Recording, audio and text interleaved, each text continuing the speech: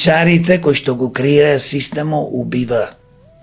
Ова влада на власт е цела година, можеше и владата, и Министерството за внатрешни работи, и сите инспекции, служби, директори, не знам што, министерства, да ги проверат, не само дискотеката во Кочани, туку да проверат од градинки до училишта, до универзитети, па фабрики. Ти имаш негде фабрики 200, 300, 500 вработени со некој мал излез, нема никаква безбедност против пожари и така натаму, и други непогоди како што е земјотрес и поплави.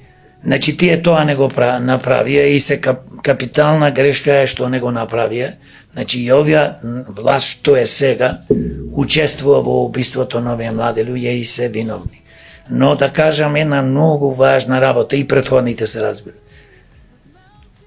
Не можам да разберам ова власт, бидејќи не ја ни ценам, и затоа ја викам ненародна влада, со министерствата, со тие нивни